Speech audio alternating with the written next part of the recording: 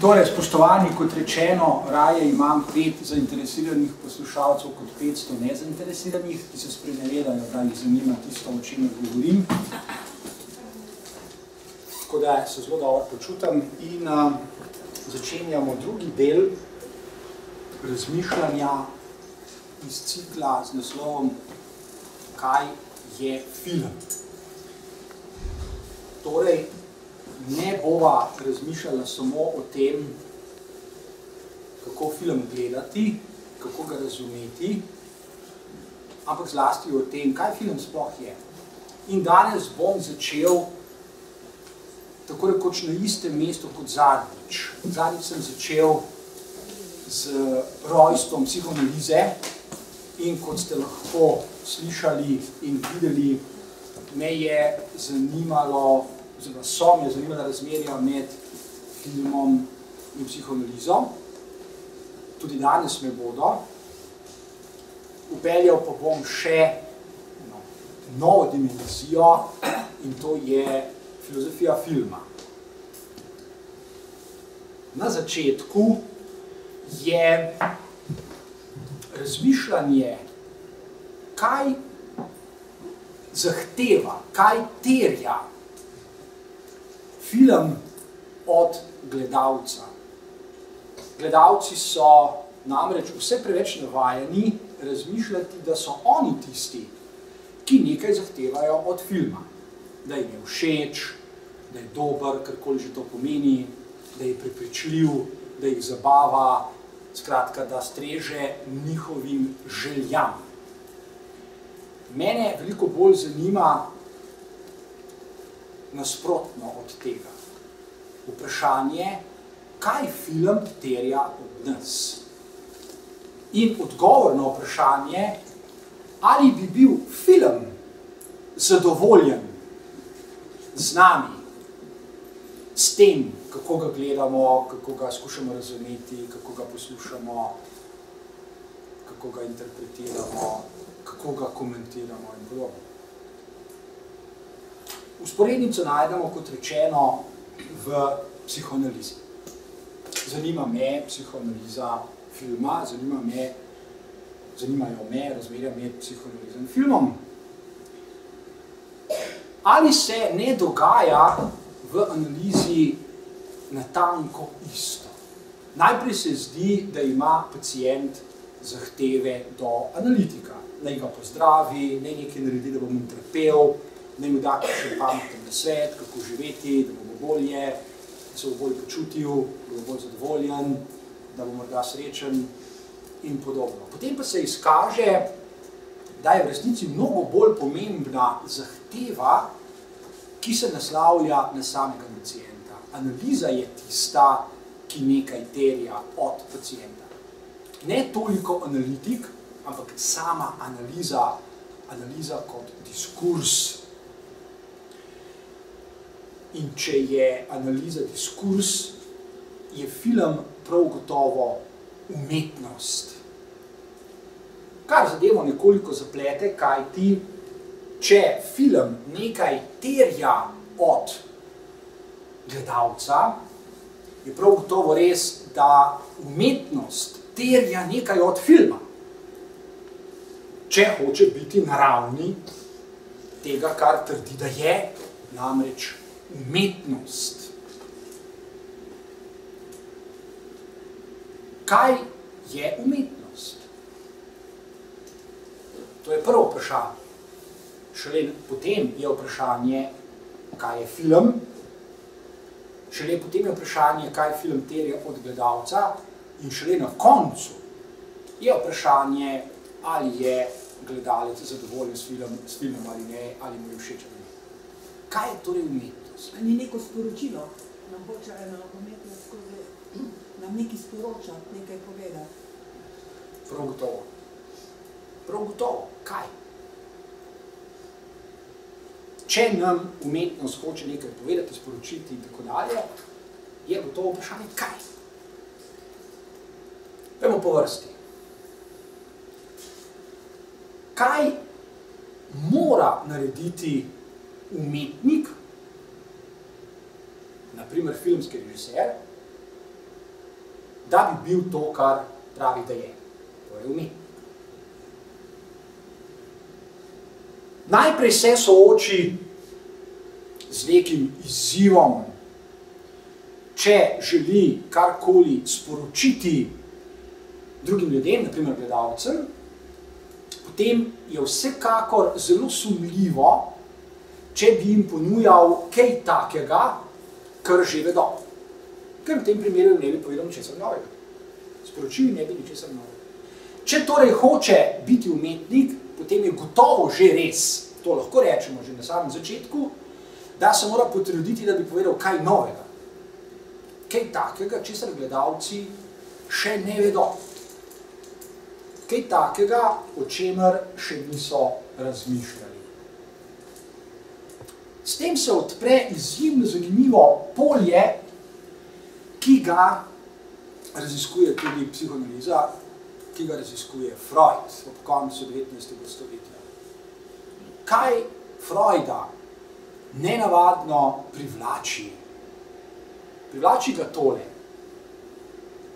Freud spozna, da je vsako človeško bitje, ne samo pacient, vselej že razcepljeno.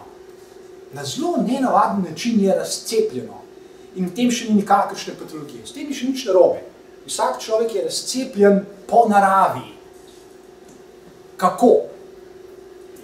Vsak človek je razcepljen tako, da v nekaj verjame. Karkoli to je. Na drugi strani zagotovo vselej nekaj ve. In Freuda zanima, kaj človek vselej že ve. In rodi se koncept o nezavednem. Freud spozna, da vsak človek vselej nezavedno ve več, kot misli, ve več, kot verjame. Zato ni nobene potrebe, da bi se preveč zanašal na to, kar verjame. Mnogo bolj produktivno je, če se zanaša na to, kar nezavedno ve. Rad bi izoliral eno samo dimenzijo tega, kar človek vselej nezavedno ve. Vsak človek nezavedno ve, da obstaja nekaj, kar imenujemo univerzalno. Obstajajo, kot bi rekel Platon, večne ideje. Naprimer, ideja svobode. Naprimer, ideja ljubezni. Naprimer, ideja prijateljstva. Naprimer, ideja emancipacije. Naprimer, ideja egalitarnosti, zaupanja in tako dalje. Vsak človek to vselej nujno že ve. In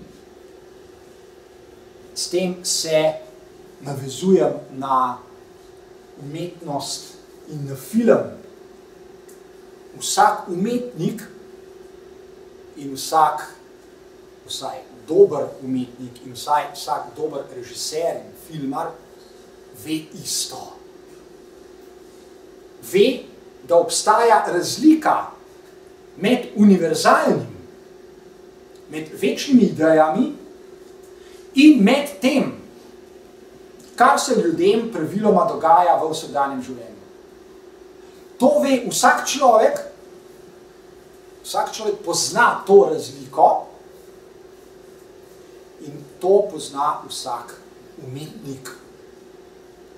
In s tem pridemo do prve dobre začetne definicije, kaj umetnost, kaj umetnik in kaj film želi sporočiti ljudem. Želim sporočiti, da vedo več, kot si morda želijo priznati, da vedo več, kot mislijo, in želi sporočiti, da je njihova dolžnost, da se v veliko večji meri, kot se, ukvarjajo z univerzalnim. Kajti, če kaj prispeva k temu, da ljudje živijo bolje, lepše, da so bolj zadovoljni, bolj srečni in tako dalje, potem je to zagotovo univerzalno. Samo večne ideje so tiste,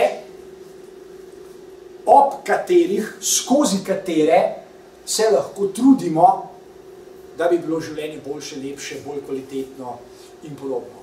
In umetnost je eden od načinov, ki se ukvarja z univerzalnim. Poglejmo si za začetek preprosto sekvenco, zelo kratko sekvenco iz filma, ki ga zagotovo poznate. Film je nastal leta 1931. Pod njega se je podpisal režiser James Whale, naslov pa ima Frankenstein.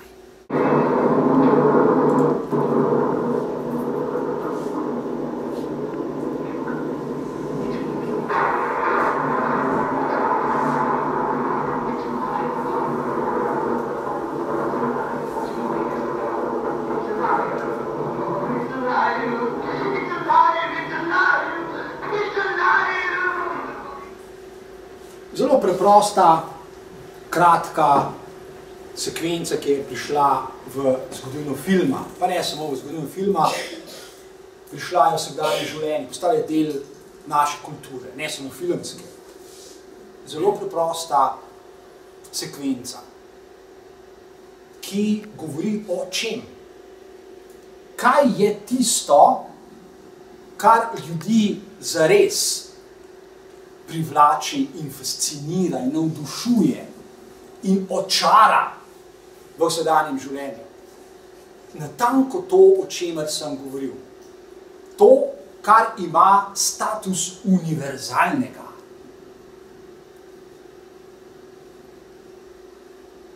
V tej sekvenci vidimo trenutek, ko umetno ustvarjeno bitje, za katerega ustvarjalec želi, da bi bilo živo, da bi oživelo, to tudi dejansko stori. In on je navdušen, čeprav takoj na to sledi nekaj bolj dramatičnega. Za vse druge ljudi, ali pa za večino drugih ljudi, je ta ustvarjalec, ta avtor namreč nor. In počne nekaj, kar je sporno, problematično, nekaj, za kar mora plačati visoko ceno. To je minimalni dispozitiv tega, kar lahko imenujemo prispevek umetnosti, tukaj se zdaj ukvarjamo z umetnostjo, k resnični kakovosti vsakdanjega življenja. Samo tisto, kar ima status univerzalnega, resnično spreminja naše življenje na bolje. Kar pomeni, če ima umetnost in s tem tudi film še kakšno funkcijo, potem je to natanko ta. Ne samo, da nam nekaj sporoča, ampak, o tem bom govoril v nadaljevanju, ker je film množica vektorjev, ne samo da nekaj sporoča, ampak hoče še nekaj drugega. Hoče vplivati na nas. Hoče nas spreminjati. Zavedajoč se, da se ljudje temu lahko upirajo.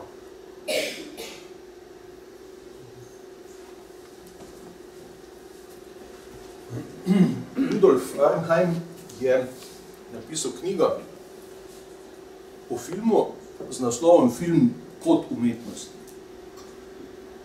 Zanimivo izhodišče je ravno ta beseda, ki jo je dal med film in med umetnost. Tisti, ki ste to knjigo prebrali, ali pa vse opazili, ste se zagotovo lahko zamislili, zakaj ni rekel film umetnost ali pa umetnost filma ali pa filmska umetnost, tako kot se danes o umetnosti zelo hitro govori, ampak je postavil naslov knjige Film kot umetnost. Vsak film še vedno ni umetnost in vsaka umetnost zagotovo ni film, obstajajo pa filmi, ki so umetnost. To pa je zagotovo nekaj, v kar ne samo, da je dobro verjeti, ampak je tudi dobro nekaj o tem vedeti.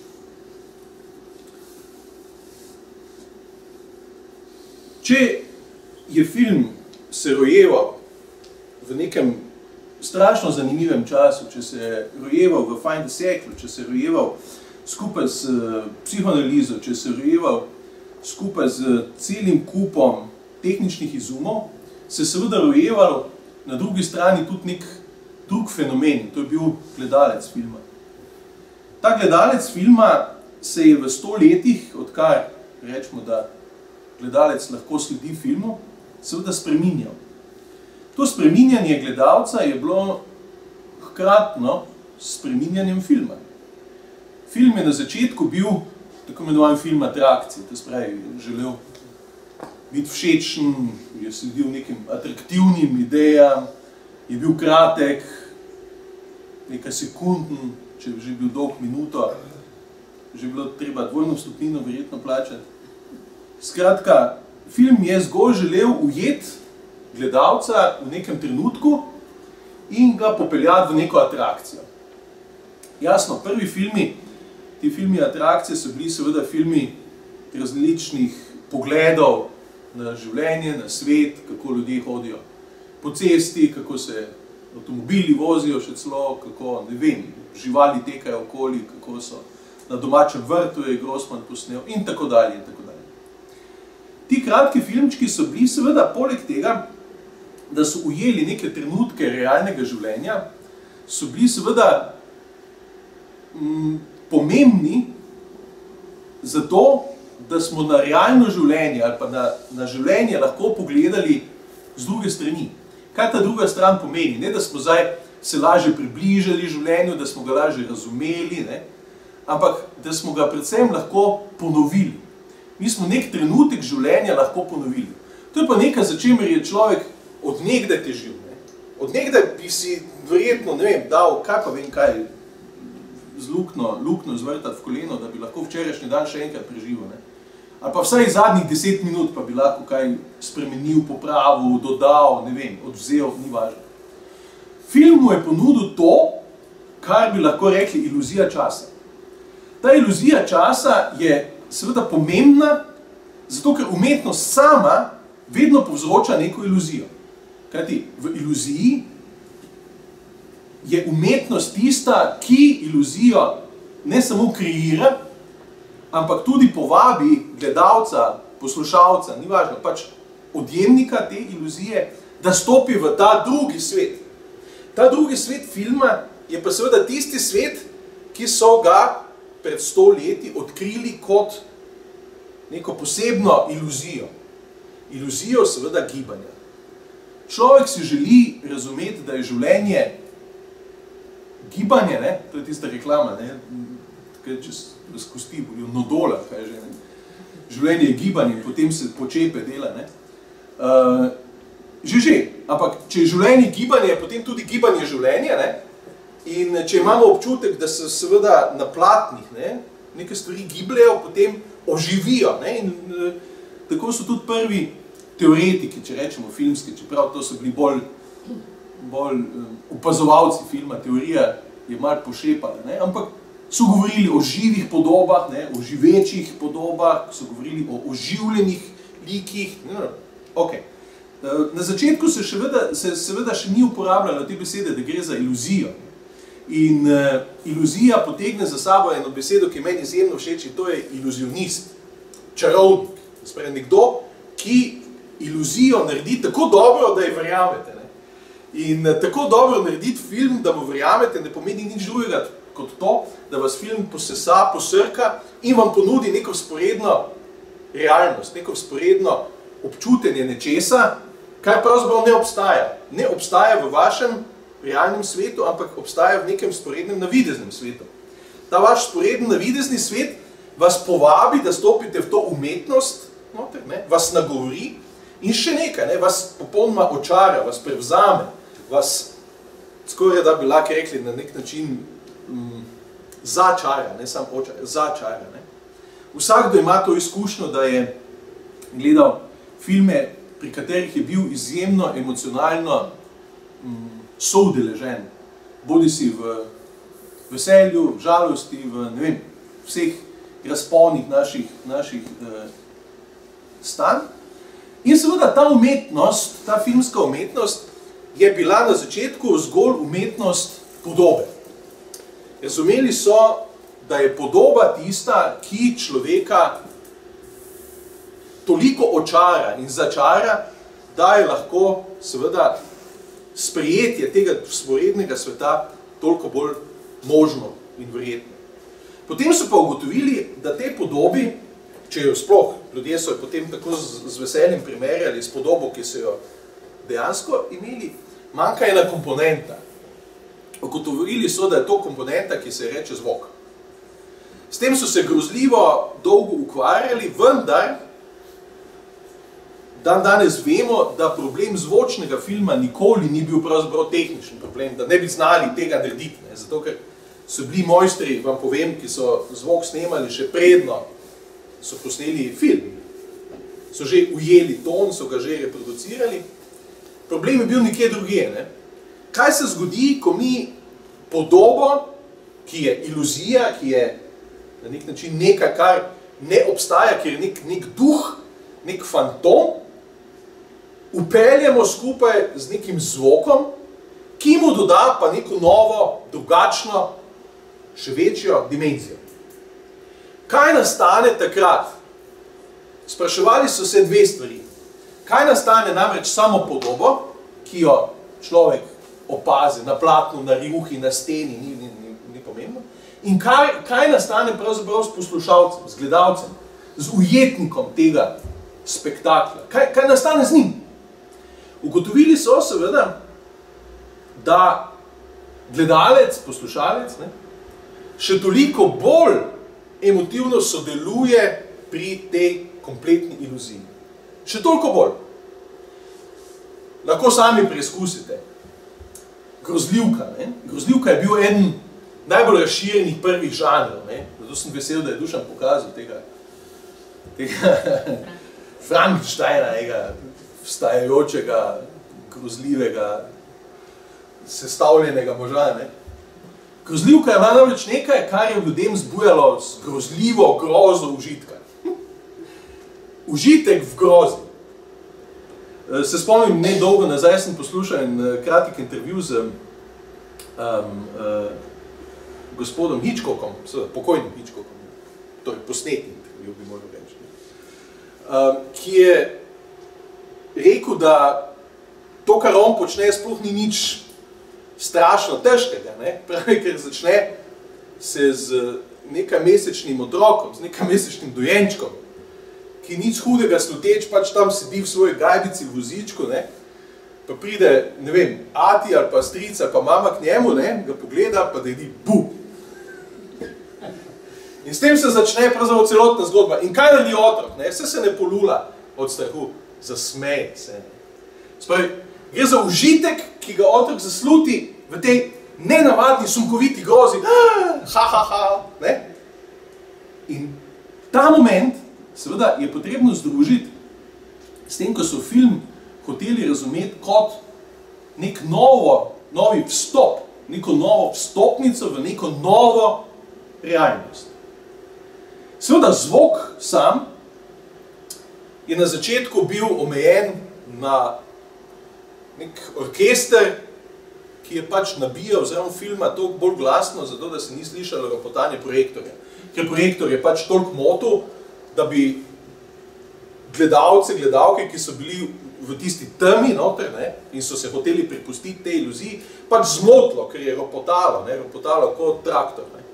In zato so pač veselo tolkli zraven razne muske, da so bili glasnejši, da tiste ropotanje ni nekako zmotilo. Ampak zelo hitro so začeli ugotavljati, da to, kar igrajo, ta rum-pum-pum, ne, pa tiste podobe, ki jih pač gledajo tamle na oni rjuhi, ne, da pa naenkrat ljudje začnejo skupaj misliti. Ne. Kaj to poslušam, glede na to, kaj vidim? Kaj to gledam, glede na to, kaj slišim? In so začeli ugotavljati, pravzaprav, da obstaja neka nevidna nit, neka povezava med tem, kaj gledamo in kaj poslušamo. In da je človek, seveda, gledalec, v tem primeru tisti, ki to dvoje spaja in ne samo, da spaja, naredi še en korak, ki je pravzaprav za razvoj tega zelo pomemben. Ne? To začne interpretirati. Ko pa začne to poslušalec, gledalec interpretirati, pa smo že na dobri poti seveda do tega, čemur bi lahko rekli umetnost. Vse, če si mi postavimo pred nekaj, ne, ali je to kip, slika, knjiga, film, gledališka predstava, ni važno, in ne vemo, da je to umetnost, seveda tega ne interpretiramo, ampak to jemljemo kot nek vsakodnevni dogodek, bi lahko rekli, ne? Kot nekaj pač vsakdanjega. Ko pa vemo, da je to del nekega umetniškega sveta ali pa prostora, pa začnemo to interpretirati in se začnemo razne stvari spraševati. Zakaj, kje, kako, ampak najbolj pomembno je ne to, ali si mi na to odgovorimo, ampak najbolj pomembno je to, da do te umetnosti spostavimo nek odnos. Vzpostavljanje odnosa do umetnosti je pa izjemno težavno. Težavno iz dveh razlogov. Zaradi tega, ker je treba o tej stvari, ki jo opazujemo in vzpostavljamo nek odnos, nekaj vedeti. In druga, še bolj težavna zadeva je, da je potrebno, seveda, ko nekaj vemo, tudi o tem znati misliti. Ko pa to združimo, seveda, pa lahko spostavimo nek bistveno bolj kvaliteten odnos z neko umetnino ali pa umetnijo, za katero lahko trdimo, da med nekaterimi filmi, slikami, knjigami, predstavami, bla, bla, bla, dejansko obstaja. Zelo hitro, veste, moji študenti dostikrat rečejo, ko govorimo o umetnosti, ja, kaj pa je merilo umetnosti? Ne? Zakaj pa je ena stvar rata umetnost? Zakaj pa je tretja Beethovenova simfonija umetnost, če jo bom pa jaz napisal eno drugo, pa ne bo umetnost? Ja, zelo preprosto. Ne? Na eni strani je čas tisti, ki je stvari malo prevetril, ne? Na drugi strani pa tisti, ki vedo nekaj umetnosti, ne? Lahko presejejo stvar. In ko se vzame pa sito, pa se postavi nekaj na sito, pa se strese, pa nič gore ne ostane, ne? Na situ piše umetnost, ne? Pa nič gore ne ostane, se pač reče, ja, pač ni umetnost. Ne? Če pa daste gor Beethovenovo tretjo simfonijo, pa stresete, pa simfonija še vedno gore ostane, pa rečete, ja, to pa je umetnost. Ne? Zelo preprosto. Zaradi tega sem toliko bolj vesel, da ste se pripravljeni poglabljati v nekaj razmišljanja, ki jih seveda film kot umetnost, ne, prinaša.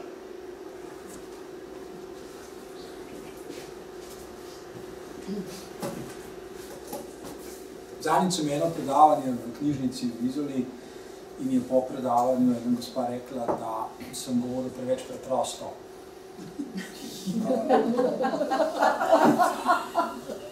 Vse je prav. Moj odgovor je bil nekako dvojn. Po eni strani, zakaj mi tega niste rekli takrat v dvorani, ko sem pač po vašem mnenju govoril preveč preprosto, se bi dal lahko v višjo predstavo, naprimer, pa bi nehal govoriti tako zelo preprosto. Drugi del odgovora je pa tale. Nekatere zadeve v naših življenjih so zelo preproste. In nobene potrebe ni, da jih delamo bolj komplicirane, če pa niso. In Freud, kot sem že govoril malo prej, spoznava isto. Kakšna je temeljna, osnovna izkušnja pacienta, ko pride k analitiku? Temeljna izkušnja je tale. Pacient pričakuje, da bo analitik z njim nekaj naredil, da mu bo bolje, da mu bo dal nasvet, ali pa kakšno tableto, ali pa da ga bo začaral. Kaj naredi analitik? Analitik pacientu ponudi nekaj drugega. Ničesar od tega mu ne da in ima za to tudi tehtne razloge. Analitik reče pacientu zelo preprosto, tole misli. V analizi razmišljamo. Začni misliti lastno eksistenco. Začni končno vendarle razmišljati, kaj počneš, kako živiš, morda tudi zakaj počneš to, kar počneš. V vsakem primeru gre za nekaj, kar je na prvi pogled zelo preprosto. Začni končno misliti. Začni misliti, zakaj že leta dolgo počneš nekaj, česar morda sploh nočeš početi. In se zavedaš, da nočeš početi, pa vseeno počneš. Začni misliti, kaj prenašaš v svojem življenju. Od drugih ljudi pa morda sploh nočeš prenašati. In imaš, na primer, dobre razloge, da ne bi prenašal, pa to vseeno počneš. V vsakem primeru Freud reče pacientu to, kar sem rekel na začetku. Pomisli, začni misliti o razcepu med tem, v kar verjameš, in tem, kar vselej nezavedno že veš. In lahko bi dodali, da pripeljem noter še filozofijo danes Immanuela Kanta in njegovo kritiko praktičnega uma. Začni misliti, kaj zelo preprostega v svojem življenju želiš narediti, pa do zdaj še nisi naredil. Začni razmišljati, kako je mogoče nekatere zadeve narediti na silno preprost način. Želiš si, da bi to storil, veš, da je prav, da bi to storil, pa vendar tega ne narediš. Na ta način se začne vsaka analiza. In napreduje. Napreduje natanko tako, kot umetnost, kot film. Film, in popolnoma se strinjam s tem, kar je povedal Mitja, prenese gledalca, oziroma povabi ga, se vstopi sam, lahko tudi ne bi, v drugi svet, v katerem mu pokaže, kako je vse to, kar sem naštel, mogoče narediti. Kar pomeni, da se gledalec od filma lahko nečesa nauči. Ne gre za odgovor na vprašanje, kaj naj naredim. Do tega odgovora bo moral priti sam, tega mu ne more ponuditi film. Pa gre za nekaj drugega. Gre za izkušnjo. Film, kot rečeno, hoče vplivati na gledalca. Niti slučajno ni res, da ga želi pustiti brezbrižnega. Želi narediti nekaj z njim. Seveda se gledalec, kot sem že omenil, lahko temu tudi upira. Nikjer ne piše, da gledalec želi pristati na to, da bi film z njim nekaj storil. Celo zelo verjetno je, da se bo temu upiral. Zato tudi najpogosteje gledalci izjavljajo, da jim je bil film všeč ali pa ne. Znajo kritizirati filmske ustvarjalce, igralce, kot da bi sami znali film narediti bolje, kot so ga naredili filmski ustvarjalci. Veliko povedo, ne da bi se enkrat samkrat dotaknili tega, kar film terja od njih. Film terja od njih natanko to, kar terja analiza od pacienta, in to je misli. Misliti. Pa ni tisto, kar nažalost v sedanjih življenjih počnemo zelo pogosto in v časih, v katerih živimo, celo vse pogosteje. Navajeni smo, vzgojeni smo, da v življenju pogosto ne mislimo, temveč se zadovoljimo z nečim, kar je neprimerno lažje. Kaj je bistveno lažje kot misliti v življenju? Bistveno lažje je uporabljati znanje, informacije, podatke, vednost, ki smo jo nakopičili v šolah, zunaj šol, iz knjig, na internetu, ni pomembno kje.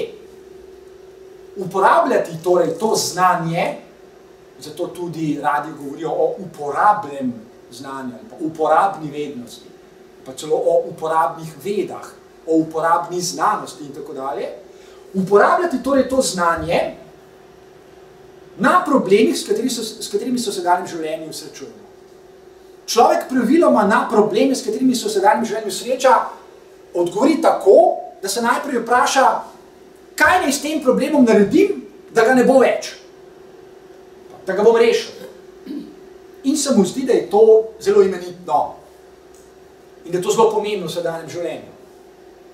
In do določene mere ima prav. Do določene mere zagotovo ima prav. Obstajajo problemi, ki jih je najbolje čim hitreje rešiti. Naprimer, če me boli zob, grem k zobarju, k prvemu zobarju, naprimer, rečem, naj mi nekaj naredi, on mi nekaj naredi, zob me več ne boli in vsi smo srečni. Samo ključni problemi v življenju niso iz takega testa. Ključni problemi v življenju vsakega posameznika so taki, da terjajo razmišljanje. In spet vzporednica z analitičnim postopkom nam pove, da je pot, na kateri je stopil pacient, pot, na kateri bo, naprimer, prišel v stanje ali pa prešel v stanje, v katerem bo manj trpel, pot spraševanja o lastni eksistenci, o tem, kar počne, kako živi in tako dalje. In to spraševanje ni odgovarjanje na vprašanja, ampak je pot, na kateri pride pacient do novih vprašanj. Analiza ponuja človeku, pacientu, izkušnjo, da so najpomembnejša vprašanja, s katerimi se srečuje v svojem življenju, pogosto napačno zastavljena. Da je velik del trpljenja, ki ga ljudje prenašajo in prenašajo, lahko desetletja, pogojen z napačno zastavljenimi vprašanji, na katera ni mogoče najti produktivnih odgovorov. Torej, govorimo o izkušnji, da so zares produktivne zadeve v našem življenju povezane z drugačnimi vprašanji, z drugačno artikulacijo vprašanj, z novimi vprašanji, povezani z našo eksistenco. To pomeni misliti, misliti samo eksistenco, misliti lastno identiteto znotraj eksistence, ki jo živi. Kako se to navezuje na kritiko praktičnega uma, Kantovo kritiko? Navezuje se na fenomenalen način, na izjemen način. Samo o njem je treba misliti, o njem je treba razmišljati. Torej, v sedanjem življenju vemo, da včasih, bolj ali manj pogosto, mislimo oziroma verjamemo, da potrebujemo kakšen nasvet. Nasvet od človeka, ki mu zaupamo, nasvet o tem, kaj naj naredimo, da bomo rešili kakšen problem, da bomo odstranili kakšno oviro, da nam bo boljše, da nam bo lažje in tako dalje in tako dalje. In z nasveti, ki jih dobimo, zelo pogosto nimamo kaj početi, zato ker so slabi. Oziroma tudi, če so dobri, so neuporabni. Kaj je veliko bolj uporabno? In to je nekaj, kar bo po 200 letih in še nekaj postalo neprimerno bolj aktualno, kot je bilo za časa Kantovega življenja. Kant v zadnjem poglavju svoje knjige z naslovom Metodologija čistega praktičnega uma. Izjemno zanimiv naslov. Metodologija čistega praktičnega uma. Pove nekaj silno preprostega. Nekaj, zaradi česar bi me spet lahko kdo potem, ko bomo s tem predavanjem končali, kritiziral, češ, da sem govoril preveč preprosto. To, kar bom povedal zdajle, je silno preprosto. To, kar bom povedal zdajle, je celo morda nekaj, kar vsakdo od vas ve. Ali pa vsaj vsakdo nezavedno ve. Pa vendar bom to povedal. Zakaj? Ne zato, obviously, ker vi tega ne bi vedeli, saj sem že sam rekel, da najverjetneje veste. Povedal bom zaradi česa drugega. Naredimo še eno kratko usporednico, kasneje si bomo ogledali pa še eno sekvenco iz drugega filma. Usporednica je tale. Zakaj imajo ljudje v vseh časih in v vseh kulturah junake? Zakaj jih ustvarjajo, upodabljajo, opisujejo, vedno znova? Zakaj imajo ljudje junake? Ki vedno naredijo kaj takega, česar si ljudje želijo. Se oni ustvarjajo junake, zato jim tudi pripišajo lastnosti, zmožnosti, značilnosti, s katerimi naredijo to, kar bi pač ljudje radi, da naredijo. Naprimer, da bi dobro premagalo zlo. Junaki so pogosto taki, niso vedno, pogosto pa so. Zakaj jih imajo? Eden od psihoanalitičnih odgovorov, ali raje bi rekel razmislekov o tem, zakaj imajo ljudje junake, je tale. Razmislek je povezan neposredno s tem, s čimer se ukvarjamo. Ljudje imajo junake zato, ker vedo, da imajo prav. Junaki namreč. Junaki nikoli niso izmišljena bitja, ki jim ljudje pripisujejo fantastične lastnosti. Nikoli. Tudi če je videti, da jih imajo, Superman, Batman in tako dalje, ni tako. Celo, če gledate kakšne nadaljevanja, recimo Supermana, Batmana in tako dalje, veste, da dlje, ko se filmarji ukvarjajo z njimi, več človeških lastnosti imajo. Torej, junaki definitivno niso izmišljene biti. Ljudje jih ustvarjajo zato, ker vsaj nezavedno vedo, da imajo junaki prav. Ljudje jih ustvarjajo zato, ker so sami ljudje na njihovi strani. Kar pomeni, da natančno vedo,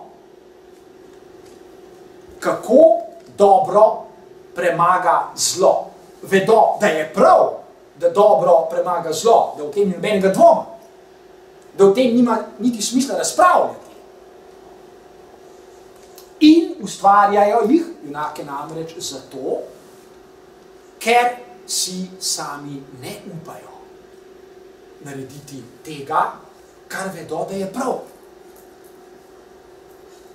Ljudje imajo vse argumente, lahko bi jih imeli, če bi razmišljali o tem, da je dobro boljše od zla, da dobro mora na koncu premagati zlo. In ljudje vedo, da so pogosto zgolj strahopetni, da si tega ne upajo narediti. In v nekem smislu je tukaj zgodbe konec. Ne bodo pomagale.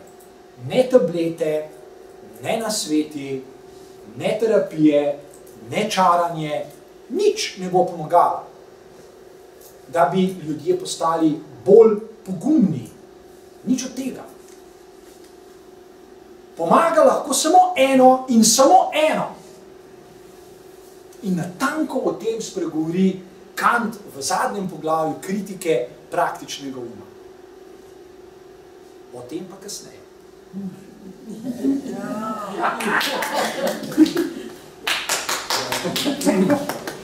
Kako se reče cliffhanger. Tudi jaz vam ne bom povedal.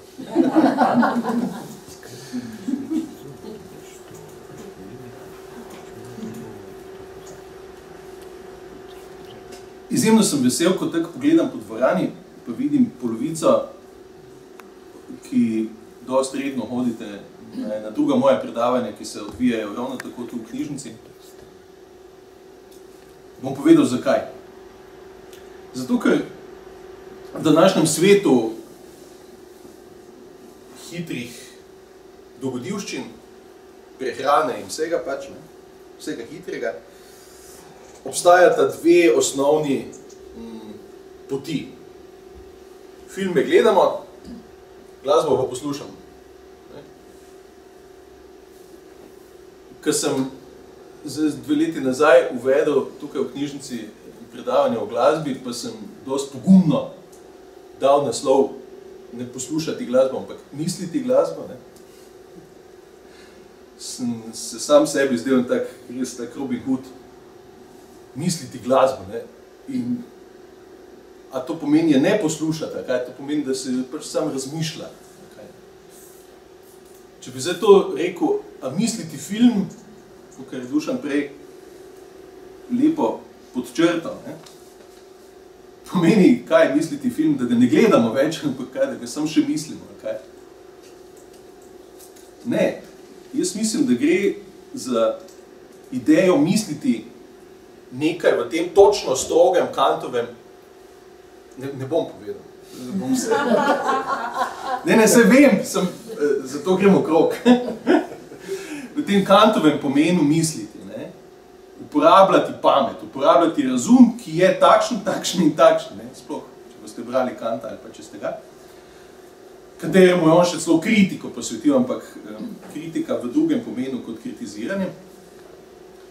In uporabljanje uma in razuma seveda pri nečem, kar je lahko glasba ali kar je lahko film, pomeni popolnoma nekaj drugega, kot imeti mnenje o filmu in ne vem, to mnenje še celo javno razglašati. Zato se mi zdi toliko bolj pomembno, da recimo misliti, beseda misliti, sledi potem misliti glasbo, misliti film, misliti knjigo, misliti umetnost, misliti, bi lahko rekel še celo življenje. Misliti življenje, dragi moji, je pa največja umetnost, zagotovo. Film je zelo preprost. Sergej Mihajlović Eisenstein, velik ustvarjalec filmske umetnosti, je tam pred kakšnimi 100 leti izjavil nekaj, kar me vedno malček spremlja. In on je rekel, da vsak film, ki ga on ustvari pravzaprav 2 filma. Pa so ga malo vprašali, kak en tak zmontira, en tak, je rekel, ne.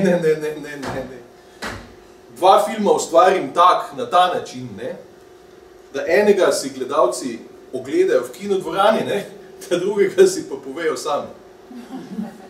Spravi, v bistvu je zadev, žebliček na glaviček.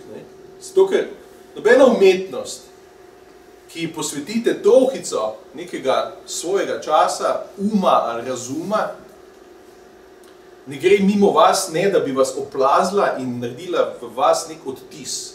Ne samo vtis, ampak odtis. Se odtisne v vas. Po vsakem filmu, ki ste si ga ogledali, niste več isti, kot ste bili na začetku, predno ste šli v kinodvorano. Po vsaki knjigi, ki ste jo prebrali, zatem niste več enakih misli.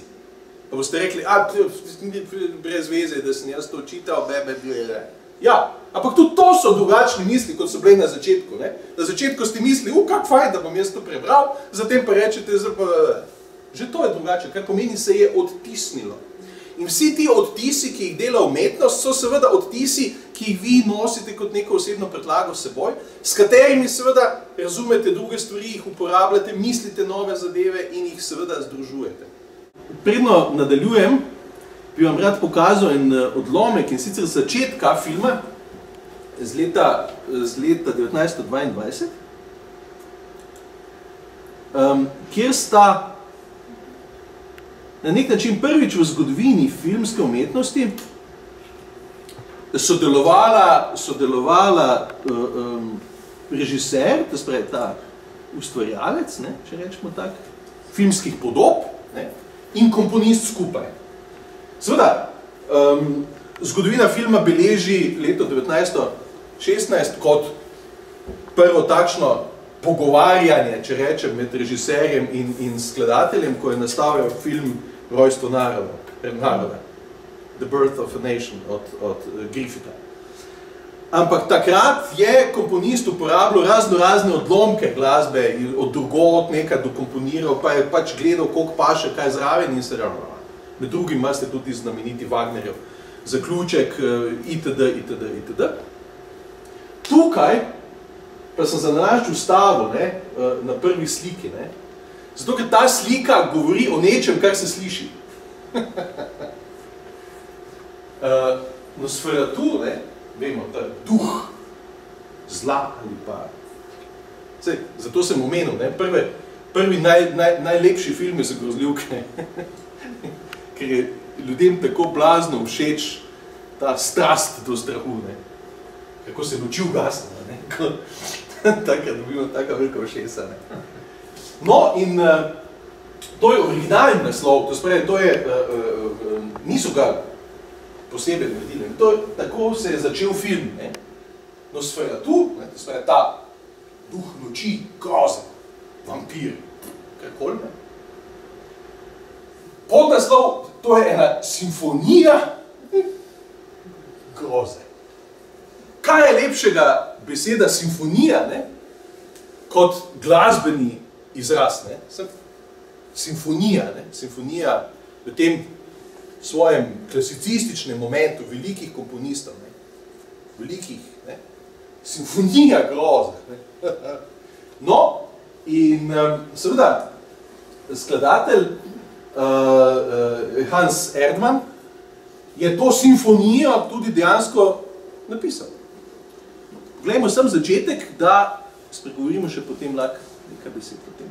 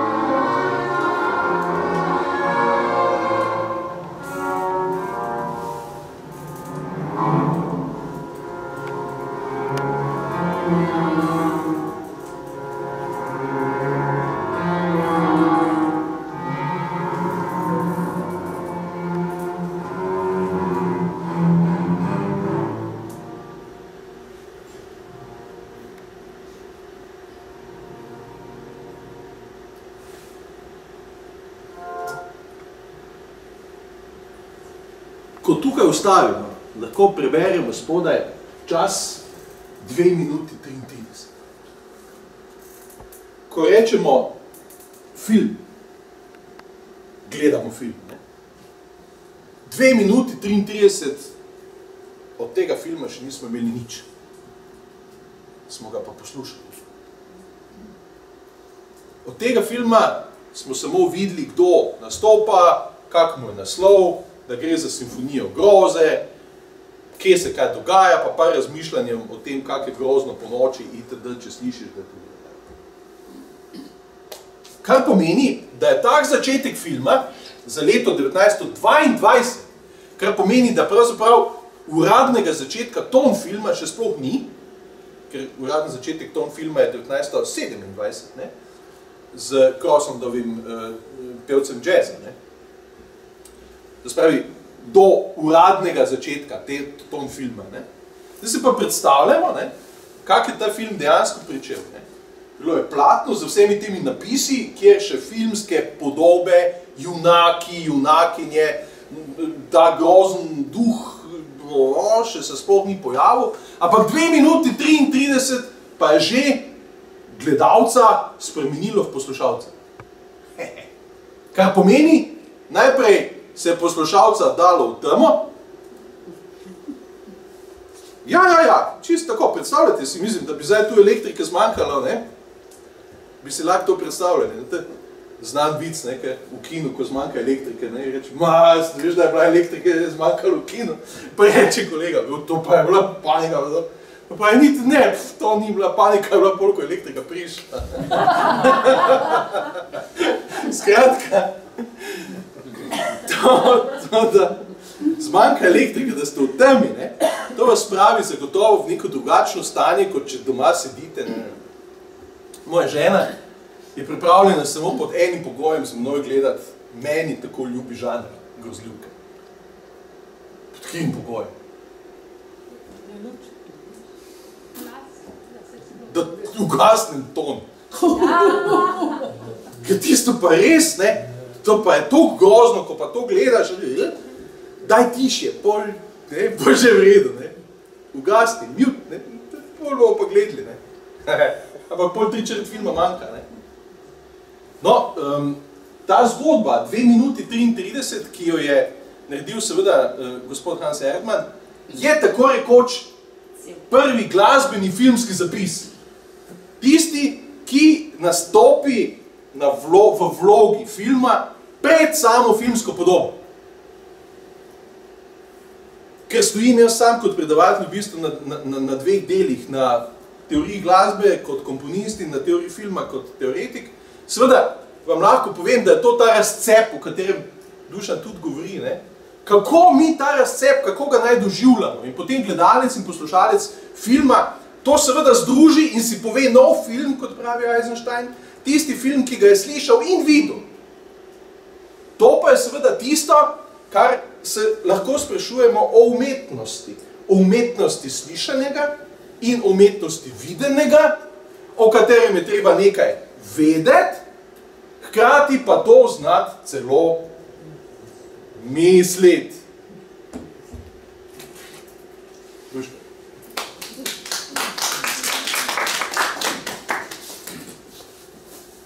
Ja, kot rečeno, tvegam, da povem nekaj silno preprostega in bom. Namreč tvegal in povedal. Pred časom, ko sem imel nekje predavanja o filmu, sem pokazal sekvenco, sklepno sekvenco, oziroma eno od sklepnih sekvenc filma, ki jo bom pokazal tudi zdaj.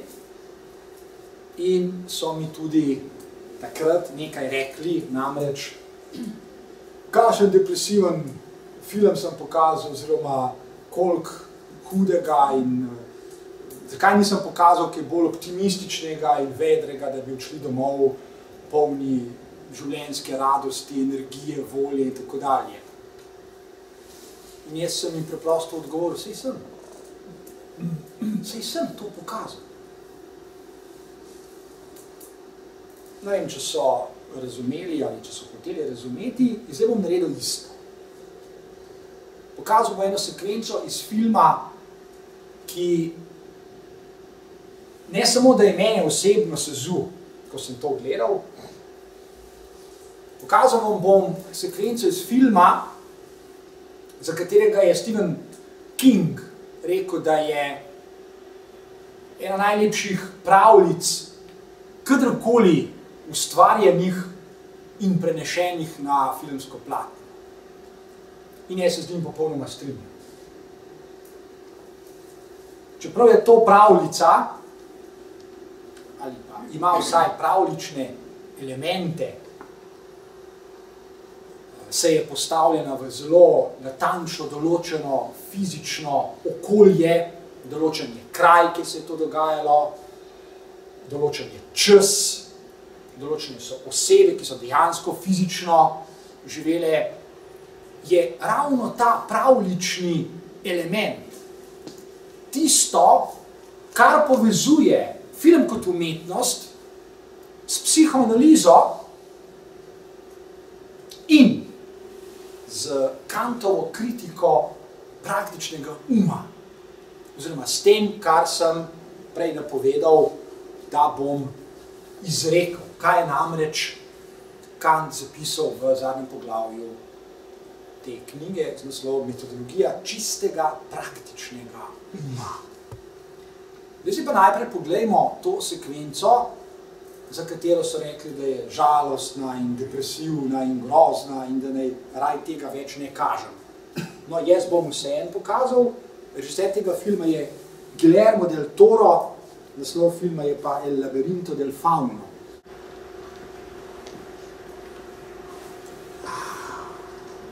La luna llena brilla en el cielo y volvemos a pie nota. ¿Y qué va a ser, hermano? El portal solo se abrirá si derramamos en él sangre inocente, solo un poco de sangre, un pinchazo tan solo es la última prueba. Vamos. Disteis obedecer o resignificar. ¡Enterad del niño! No. Mi hermano se queda conmigo. Sacrificaréis vuestro derecho sagrado por este mocoso al que apenas conocéis. Sí. Lo sacrifico. Le haréis vuestra cuna por él por quien habéis sido humillada e ignorada. Sí. Moramo malo ustaviti. Za začetek je pomemben natanko tale pogled. Film najbrž poznate. Ne. Ok. Zdaj najraje bi rekel, da tisti, ki ga poznate, poveste oni, ki ga ne poznate, ampak samo na kratko. Torej, morda ste že razbrali, deklica mora izpolniti 3 naloge, da bi se vrnila v nek drug svet, odkudar je prišla. Ona ne želi več živeti med ljudmi, ker je ta svet grozen in grob in ljudje so čudni, fašistični in taki. In zdaj je na tem, da reši še 3., zadnjo nalogo. Ta naloga je, na kratko, žrtvovana mora biti, ali pa preteči mora kri nedolžnega, da bi se odprla vrata, da bi se odprl vhod, da bi se odprl portal v ta drugi svet. Če ne bo torej stekla kri nedolžnega, bo za vse večne čase ostala tukaj in njena želja bo neizpolnjena. Okay. Zdaj vidimo trenutek pogled, ki nam pove kaj. Pove nam, zdaj vidimo, da je prišel na prizorišče ne njen oče, ampak oče tega dojenčka, tega dečka, ki ga ona drži v svojih rokah. To je njen stepfather, bi se temu reklo, pač zdajšnji partner od njene matere. Okay? Zdaj vidimo pogled. On, ta moški, ki je vstopil na prizorišče, vidi natanko tole, kar vidimo tudi mi. Vidimo deklico, v hrbet, drži pred seboj v naročju otroka, ne vidimo pa favna, s katerim se ona pogovarja. Ravno kar smo videli, da se pogovarja z njim. In on je tam. Ona ga vidi in mi ga vidimo. On ga ne vidi. Zdaj vidimo, da ga ne vidi. In zdi se, kot da se ona pogovarja z nekim nevidnim duhom, z nečim, kar pač ne vemo, čisto tančno, kaj je, mogoče se pogovarja sama sabo, ali pa kaj podobnega. To je izjemno pomembno. Okay?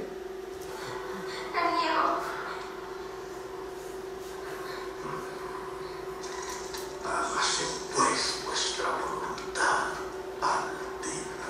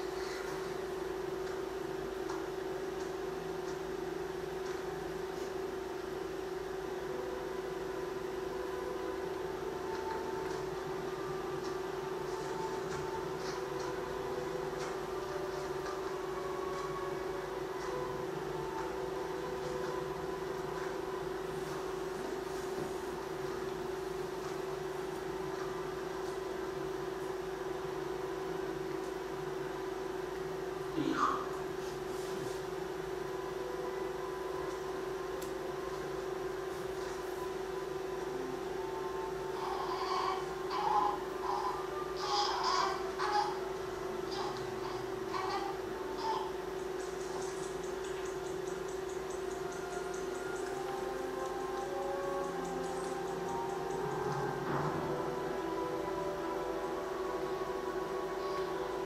Decidle a mi hijo.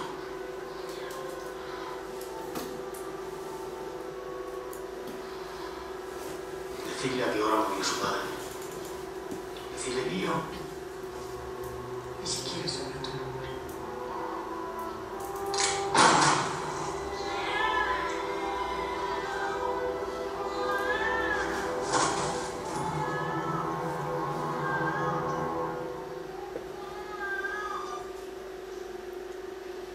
Moja žena na noben način noče gledati grozljivk, ne z mano, ne brez mene, ne z zvokom, ne brez zvoka. Pač ne želi. Okay. V tej sekvenci smo videli skoraj nezamisljivo nasilje.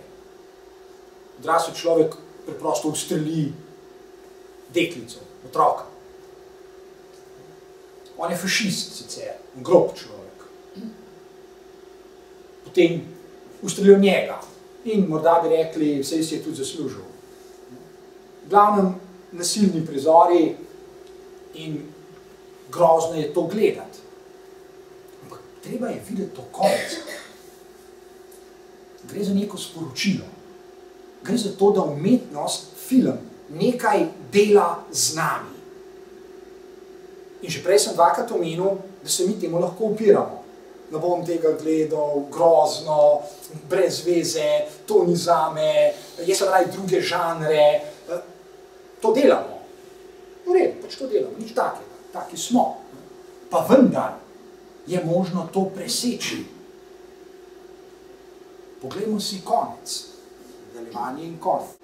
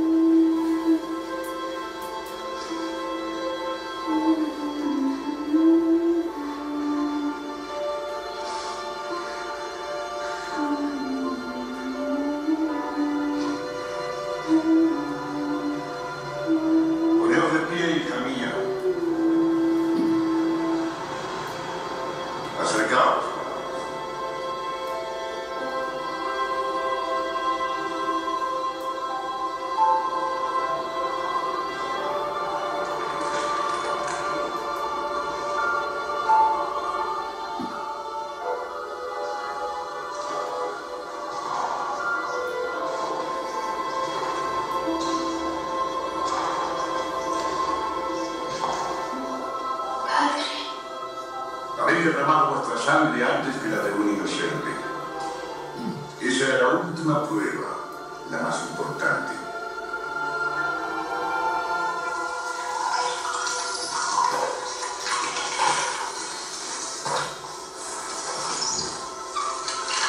Y habéis elegido bien. Alteza. Venid a Miranda y sentaos junto a vuestro padre, que tan largo tiempo os espera.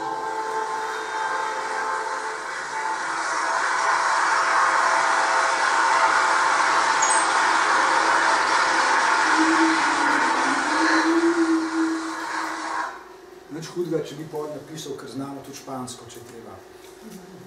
Torej, kaj smo videli? Najprej smo videli rdeče čeveljce.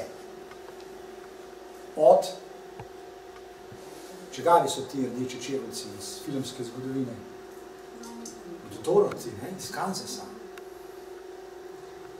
Potem smo videli očeta in mamo, svet, v katerega se vrne deklica.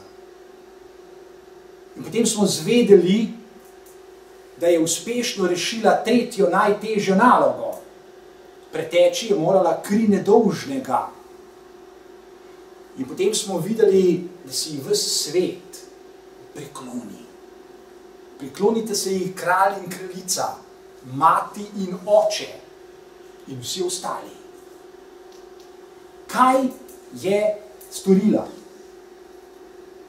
Naredila je nekaj, česar zavestno ni vedela. Rečeno je bilo, preteči mora kri nedolžnega. Ona je narobe mislila in vsi drugi so narobe mislili, da je nedolžen njen brat. In tudi mi smo tako mislili. In ko ima Faun v roki nož, smo vsi prepričani, da hoče zbosti pač otroka, da bo stekla kri nedolžnega in portal se bo odprl. In vsi smo se motili. Zgodilo se je nekaj drugega. Zgodilo se je to, kar bi se lahko zgodilo, če bi ljudje bolj zaupali temu, kar vselej že vedo. Freud to imenuje nezavedna vednost. In če bi imeli več poguma, kri nedolžnega ni kri nekoga, ki že velja, da je nedolžen, torej njen brat, dojenček, otrok. Ne, Kant nam pove, kdo je nedolžen. Nedolžnost ni nekaj, kar je intrinzična lastnost, naprimer otrok. Pogosto rečemo, otroci so še nedolžni. Kant ve, da je zadeva bolj zapletena, čeprav je na nek način silno preprosta in o tem govori v zadnjem poglavju Kritike praktičnega uma. Človek postane nedolžen, ko nekaj naredi, ne da že je tak. To ni lastnost, ki jo ima, ali pa ne. Nedolžnost je učinek nekega dejanja, ki ga zmore. Kaj reče Kant in kaj vidimo v filmu? To, kar vidimo v filmu, je dobesedno filmska ideja, filmski razmislek o tem, o čemer govori Kant v zadnjem poglavju Kritike praktičnega uma. Kant reče, da bi se človek obnašal moralno, da bi presegal lastno divjost, mora nekaj narediti. Kaj? Zgolj to so Kantove besede, ubogati moralni zakon ali drugače, narediti nekaj, naprimer do drugega človeka, narediti nekaj drugemu človeku. Pazite zdaj. Ne iz spoštovanja do tega drugega človeka, temveč iz spoštovanja do samega moralnega zakona. In to je preprostost, o kateri govori Kant, ko reče, zgolj ubogaj. Ne ukvarjaj se s tem, ali si človek to zasluži ali ne, ali je prav ali ne, ali je tak, da je v redu, če to naredim. Ne. Ti samo ubogaj. Spoštuj moralni zakon. Vse ostalo, spoštovanje do drugih ljudi, ohranjanje njihovega dostojanstva, ohranjanje vašega dostojanstva, pride samo od sebe. Temu sledi. In natanko to naredi ona. Narobe verjame, da mora zaščititi svojega polbrata, in to tudi naredi. Hkrati pa uboga sam zakon. In Faun je to tudi reče. Pripravljena si se odpovedati svojim celo svetim pravicam. Ona je hčerka kralja in kraljice v tem drugem svetu. Temu si se pripravljen odpovedati. Kraljestvu, bogastvu, vsemu, kar pač pritiče potomcem kraljev in kraljic. In ona odgovori z eno samo besedo, da. Sem se. Potem reče Faun, za tega pamža, ki ga komaj poznaš. In ona še enkrat reče, ja, sem se. In s tem postane nedolžna, ne da že je. S tem je nedolžna in ko steče njena kri, se portal odpre. Kar pomeni, da če bi, naprimer, bila zgodba drugačna, da bi Faun v končni fazi, se kaj pa bilo takega, se tudi reče, ne, just a drop of blood. Samo čist malo, zelo otrok se čuti, ne bo. Ko bo starejši, se še spomnimo, ne bo, kolikrat so nam kri vzeli, cepili so nas, še spomnimo se več, ne. Samo se ne bi bilo nič takega. Ampak se portal ne bi odprl, ker je treba najprej nekaj narediti, šele potem se portal odpre. Tisto, kar je najbolj preprosto pri vsej zadevi, je, da je človek vselej že zmožen to narediti. To, kar je najbolj tragično, pa je, da se je vselej temu zmožen tudi upirati.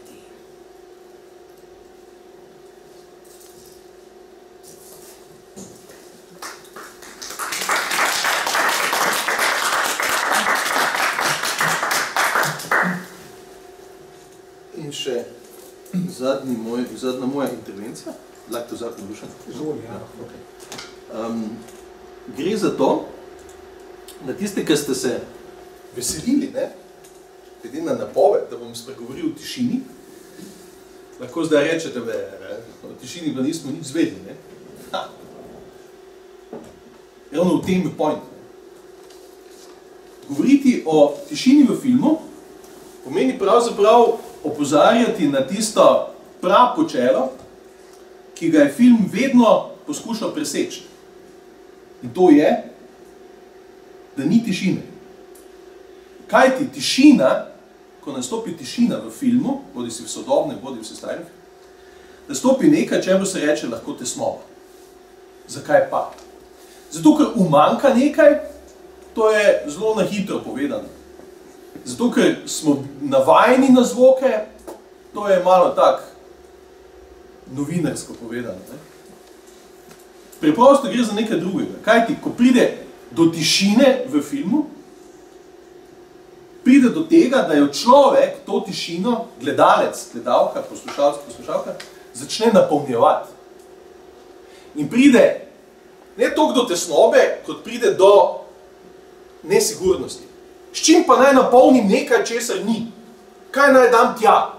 Če je umanjkal zvok, za katerega sem bil večno prepričan, da pač spada k filmu, spada k, ne vem, svetu kot takšnem, spada k ropotu projektorja, k mojim besedam, zdaj pa naenkrat v tišino, kaj naj dam tja? Umanjka namreč možnost tega dvojnega pogleda interpretacije, česar vidim, oziroma tega, kar vidim in onega, kar slišim. Zagotovo smo ljudje navajeni, da je svet enovit. Mi ga hočemo takšnega razumeti, mi ga hočemo takšnega vsak dan znova zjutraj spoznati. Spravi, še vedno hočemo se enako imenovati, kot smo se včeraj zvečer, ko smo šli spat, še vedno hočemo se zbuditi v isti posli, kamor smo se zvečer ulegli, še vedno hočemo, da nam ključi od vrat odklepajo naše stanovanje in avto, še vedno hočemo, da je enovito. Spravi, to, kar spada skupaj, kar lepo še naprej skupaj spada. Ne? Psi še vedno lajajo, mulce mjavkajo. Ne? Težko si predstavljamo, da bi, ne vem, naenkrat začeli mulce kikirikati, psi pa mukati. Ne? Če bi se zbudili v takšen svet, bi rekli, da nekaj ni v redu, ne? Ali še vedno sanjam, ne? Ali pa se je nekaj med tem zgodilo. Seveda, na ta način film začne oponašati ali pa posnemati svet, v katerem mi živimo in v katerega pač verjamemo, da je realen. Ne? Psi lajajo, mulce mjavkajo, ne? Krave mukajo. Ne? Čeprav danes imate, ne vem, čist mirno sprejemamo vijoličasto kravo, ne? Pa se nihče ne sprašuje. Vidite, ne? Ja, pa se je sam film, ne?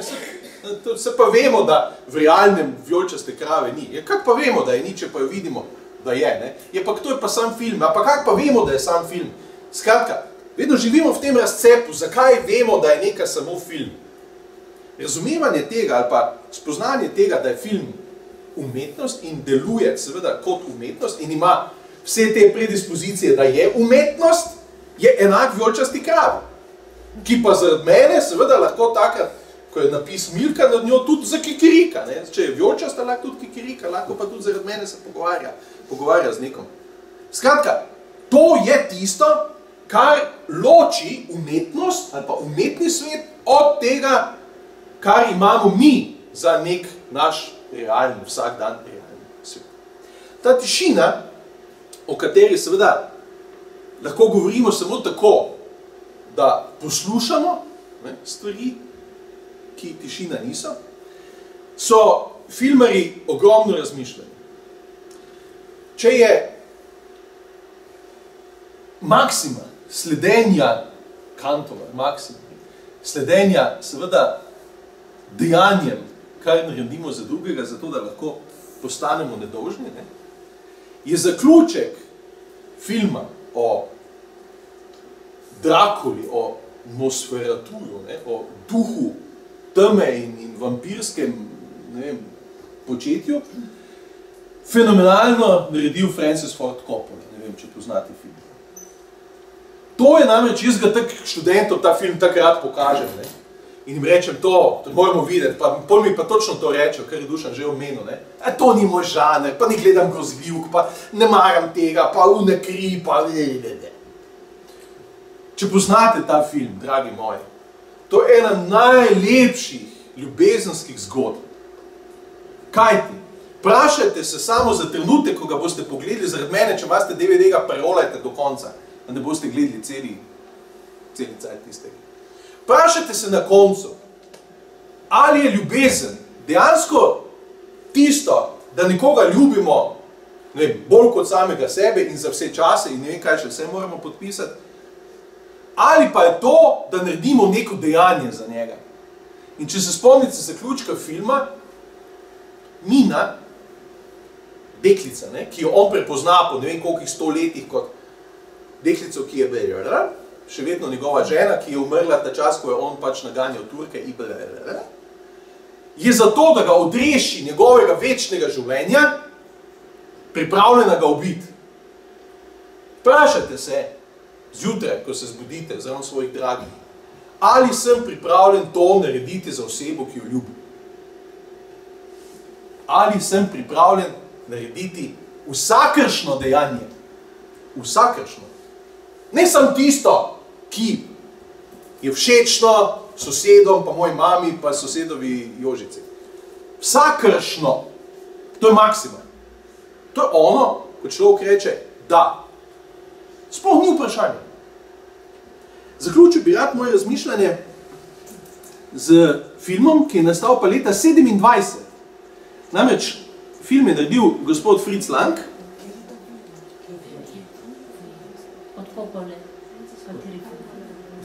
Dracula. A ja, Francis Ford Coppola. Z leta 92. Ja, z leta 92. Dracula 92.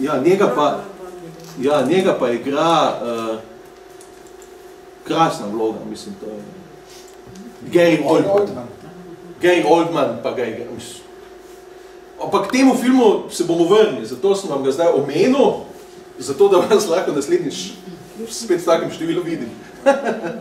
No, pokazal bi vam namreč pa začetek filma, ki pa je že bil ton film. To je pa znameniti film Metropolis. Sam sem ga tudi igral nekajkrat, ampak ok. Namreč Gottfried Huppertz je pa naredil glasbo v sodelovanju z Fritzom Langom na ta način, da so jo dejansko posneli. In to je že ton film.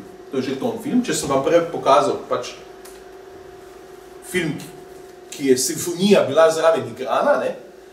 In ste lahko sledili, da je pač simfonija kot takšna celo ob filmu, je tukaj pa tako narejeno, da glasba dobesedno, če tako rečem, čeprav ta zloženka mi ni čisto všeč, dobesedno, ne, ker glasba besedno, no ja, to je bolj, ne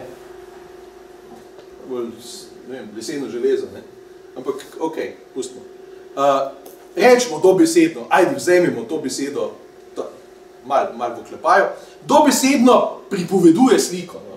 Če smo že zaplezali, zapležimo do konca. No, in to bi vam pa rad pokazal, to je pa ta pot, ki jo je leta 27 filmska glasba seveda pričela in zaradi česar se seveda jaz že četrt stoletja borim proti temu, da bi nehali govoriti, da je to neka glasbena podlaga ali pa kaj takšne. Ampak, ok, o tem pa naslednjič. Samo poglejmo, zakaj.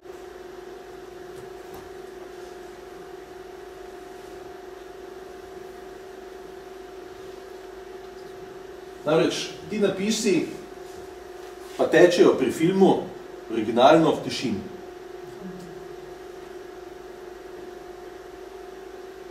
Spravi, tišina začne film in fokusira napis.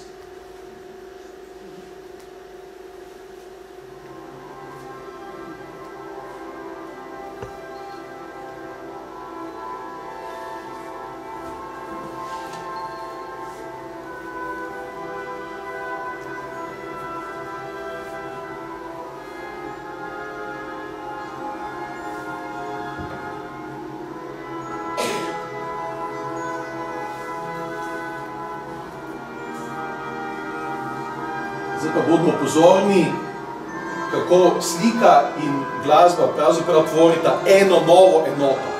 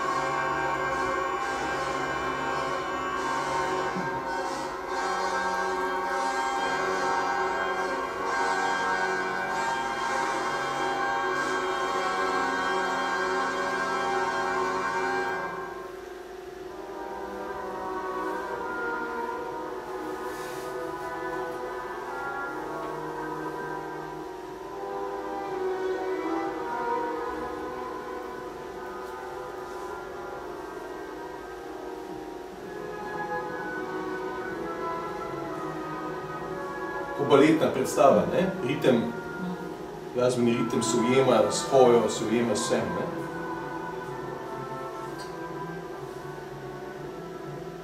Vidite? Zvok teh orlin, ne? Zvok teh piščali, ne?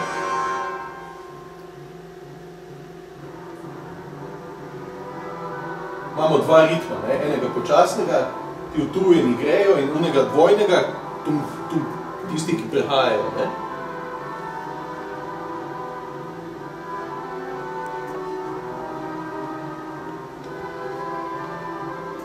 Napol grejo na delo, vse, film poznate, verjetno, ne? Ja. To je zgodovina filma, no, samo še tale odlomek.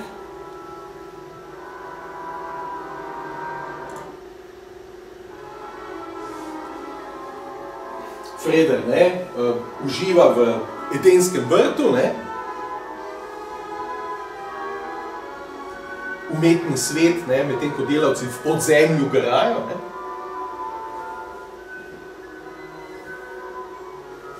Freder je pa sin lastnika te tovarnika. Celo mesto vzdržuje. On ima vse, ne, dekleta, zabavo, za jest, vse ima, ne, vse ima. Tišina v filmu, ne? In nova pripoved, ki je glasbena pripoved, ne? Pripoved Eronega dekleta. No, in z njim se zgodi to, kar seveda govorimo o filmu, ne? Prizadenega nekaj, ne? Spozna, da to, kar ima on in to, kar je resničen svet okoli njega, kar mu omogoča, da to ima, ne, je v nasprotju z njegovo maksimo, je v nasprotju z njegovim videnjem življenja. Ne.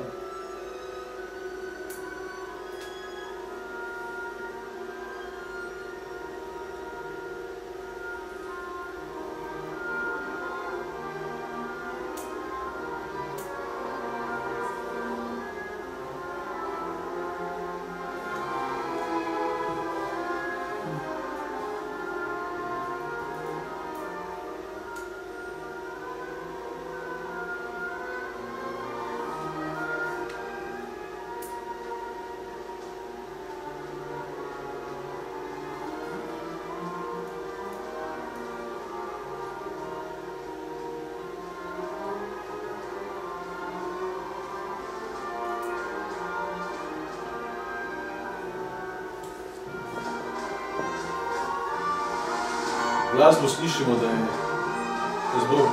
zelo takšna zabavna, ne, burleskna, ne.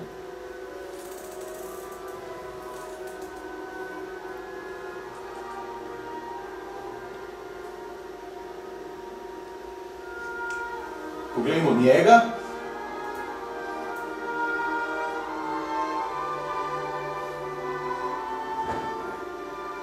Tu je pa prvič seveda uporabljena v filmu v bistvu tale tako imenovana kontrapunktična uporaba glasbe. Glasba, ki nam pripoveduje zagotovo nekaj lepega, prijaznega in mi vidimo ob tem njega, ki je prizadet, zagotovo lahko rečemo, da ni vesel, da ni zadovoljen in tisti, ki film poznate, tudi veste, kakšne posledice ima to za naprej. Torej, z moje strani je to, hvala lepa.